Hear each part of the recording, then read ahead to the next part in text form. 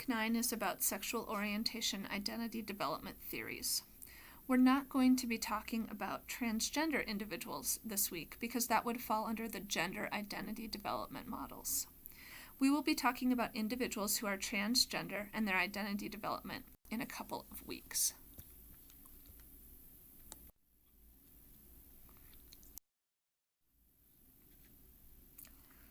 So let's begin with an exercise titled, When Did You Know? Without disclosing your sexual orientation, I want you to spend some time on Canvas answering some of these questions. When did you come to know your sexual orientation? How did you know if you were heterosexual, gay, lesbian, bisexual, pansexual, or asexual, or any other sexual identity? Does your understanding of sexual orientation conflict with family or religious values with which you were raised? If so, how? How did you tell your family or friends about your sexual orientation? When you were in college, were your roommates and friends comfortable with your sexual orientation? And lastly, when was the last time you lied about your sexual orientation? Spend some time thinking about these questions, and think about how your experiences in life may be the same or different if you had a different orientation. Here are some examples about heterosexual privilege or passing as heterosexual. You may never have had to think about your sexual orientation. Did you ever even know that you had one?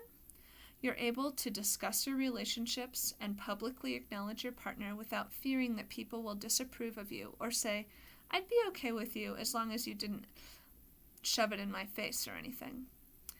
You're able to legally marry the person that you love, and you receive tax breaks, health insurance coverage, spousal rights, and you can join the military and be open about your sexuality. These are all examples of heterosexual privilege. Now I'd like to have us spend some time thinking about homophobia, the fear that enforces heterosexism, the irrational fear of people who identify as homosexual, homosexuality, or any other behavior, belief, or attitude of self or others which does not conform to rigid sexual stereotypes. Heterosexism is the belief and the assumption that everyone is heterosexual. There are different degrees of homophobia. Negative levels, so there's that negativity around homosexuality versus affirming attitude toward homosexuality. I think it's an interesting concept to think about the sexual orientation and gender identity continuum,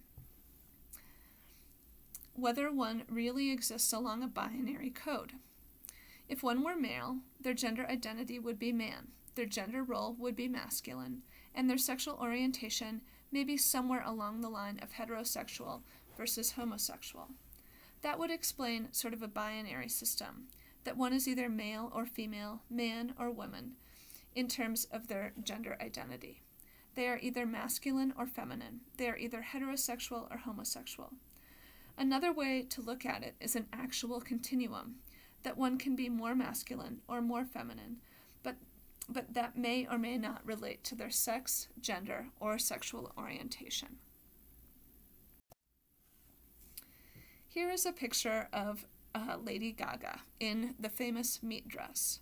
But there's some interesting concepts on the slide, and instead of talking through each one individually, I'll leave it for you to read.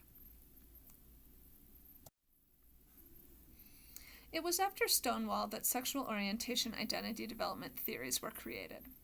Cass was the first one to develop the theory about sexual orientation, and her model was an essentialist, that you are either heterosexual or homosexual, and that you're born this way. Anthony Diagelli was more of a constructivist that said we should construct our sexual orientation identity development. That is, that it's fluid and that there are many components and influences upon our sexual orientation identity. Ruth Fassinger and then Roger Worthington also came up with further sexual orientation identity development theories. Vivian Cass. Cass's model of homosexual identity development, various critical pieces of information that sort of provide the foundation of her theory.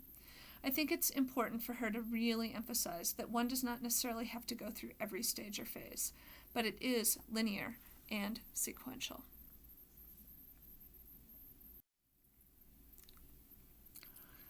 The way it works is that a person may be pre-stage, so they don't know if they're gay or if they're heterosexual. But then at some point there's this bit of confusion or wonderment. They then compare themselves against people who are gay and people who are heterosexual. At that point then, there's a bit of tolerance of, I don't like who I am, but I'm going to tolerate. There's an acceptance. I guess I just must be gay or lesbian. And then in stage 5, a point of pride, where it's an endorsement and ownership over one's sexual orientation identity development. Then finally a synthesis that one's sexual orientation is not all of who they are, but is one part of who they are. The arguments and criticisms of Cass's theory are that it's too linear, that one does not necessarily have to be an activist to be at stage 5, or a rainbow-wearing out flamboyant individual in order to get to that stage 6. Is stage 6 really what's most further along developed? When they're no longer wearing the rainbow flags everywhere, that's when they've really arrived? There's a lot of criticism around that. There's a lack of research, and it doesn't really account for bisexuality. It really is only focused on lesbian and gay sexual orientation identity development.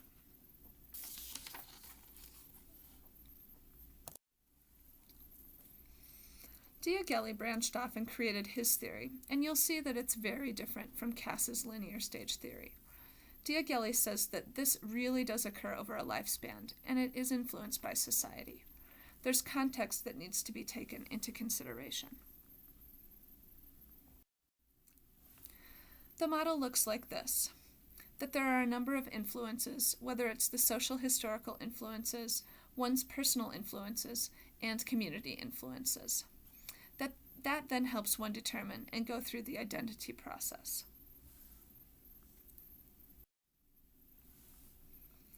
Diaghilev's model, in his perspective, one starts assuming that everyone is heterosexual, and when they determine that they are most likely are gay, lesbian, or bisexual, they need to actually exit the heterosexual identity.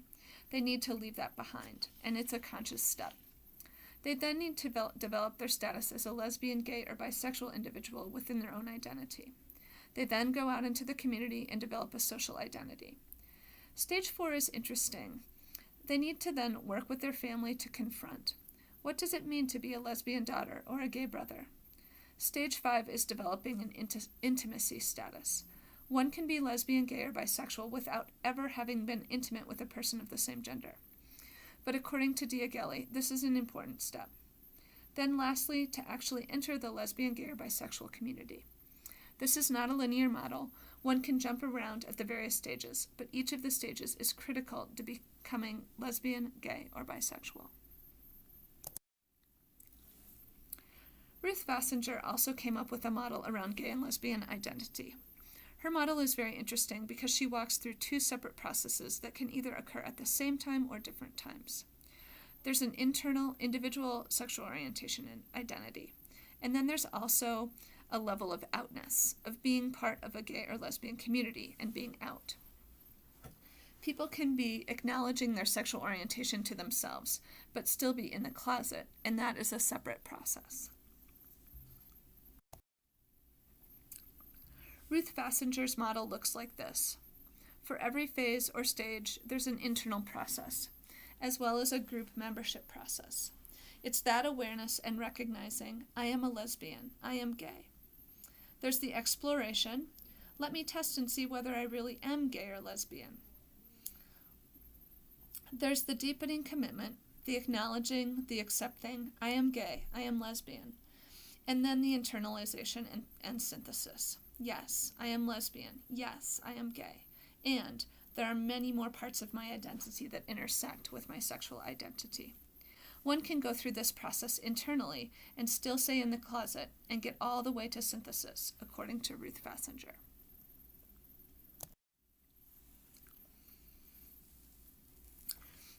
We're really excited that this textbook includes Worthington's multidimensional model of heterosexual identity development. This is a relatively new model that talks about how one might determine that they're heterosexual.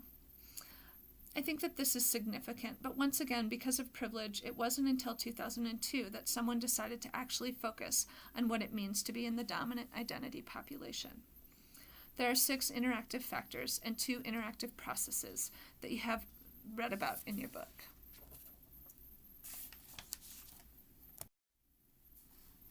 Worthington talks about these developmental outcomes. Status 1, that unexplored commitment when you're a child. Status 2, when you go through active exploration that often happens in the teen years. The third status is diffusion, trying to figure out, am I gay or am I straight? The fourth status, deepening and commitment, I am heterosexual. And the fifth, where your heterosexuality is one part of your identity, but not all of your identity. This is sort of a cool chart that focuses on identity management for lesbian, gay, and bisexual students. It's how they navigate how others receive them. Are they trying to pass? Are they covering? Are they implicitly out and not making a big deal about it? Are they explicitly out and wanting folks to identify and affirm their lesbian, gay, or bisexual identity? You can see it comes from their experience, perceptions, and their goals for others to view them as straight or gay. This is a case study about gay students and college employees facing significant harassment. I want you to read about this and think to yourself about how you might respond to this situation.